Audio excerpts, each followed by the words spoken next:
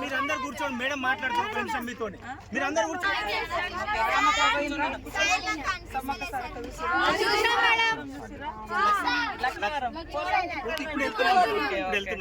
అంది తయారు చేస్తున్నాం. మళ్ళీ రండి. హ్యాపీ క్రిస్మస్ అండ్ హ్యాపీ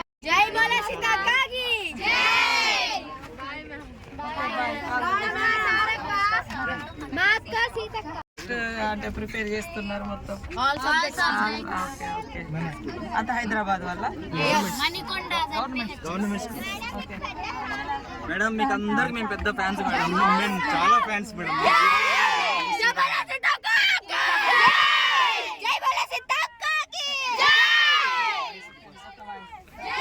ఆగండి అమ్మా, అమ్మ ఒక్క నిమిషం మేడం మాట్లాడతారు కూడా.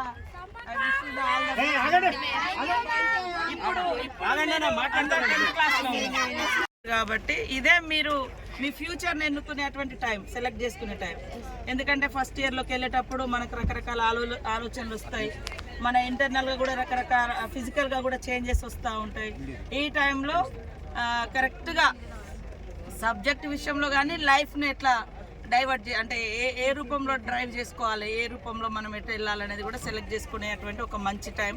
కాబట్టి మీరు చిన్నతనం నుంచి ఏదైతే ఫ్యూచర్ ఇట్లా ఉండాలని ప్లాన్ చేసుకుంటారో అదే ప్లానింగ్తో ఇప్పుడు కరెంట్ ఉన్నటువంటి సిచ్యువేషన్ తగ్గట్టుగా ఈ రోజులలో మనం ఏ సబ్జెక్ట్ ఎన్నుకుంటే ఏ ఉద్యోగాలకు డిమాండ్ ఉంది, మీరు నెక్స్ట్ 5 ఇయర్స్ వరకు మీ స్టడీస్ అయిపోయిన తర్వాత మీరు సెటిల్ కావాలంటే ఇప్పుడున్నటువంటి జాబ్ ఎందులోకి వెళ్తే మీరు నిజంగా అది సాధించుకోగలుగుతారు అనేది కూడా తయారు చేసుకోవాలి.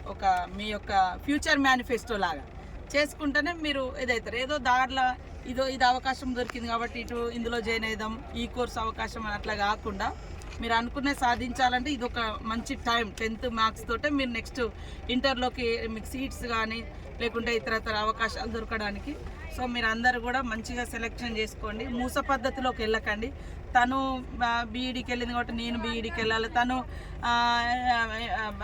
సైన్స్ సబ్జెక్ట్ తీసుకుంది కాబట్టి నేను కూడా మెడికల్ సైడ్ ఎంబీబీఎస్ సైడ్ పోవాలని అట్లా కాకుండా ఆఫ్టర్ 5 ఇయర్స్ తర్వాత మీరు చదువుకునేటువంటి ఏ సబ్జెక్ట్లో అయితే మీకు అప్పుడు డిమాండ్ ఉంటుందో ఇప్పుడు మీరు మీ టీచర్స్తో కానీ లేదా ఇతర ఎక్స్పర్ట్స్ స్టడీస్లలో జాబ్కి సంబంధించినటువంటి ప్లేస్మెంట్ ఇచ్చేటువంటి వాళ్ళ కోర్సెస్ కూడా మీరు తీసుకొని అడ్వైస్ తీసుకొని మీరు ఎంచుకునేటువంటి సబ్జెక్ట్ కూడా ఎంచుకోండి.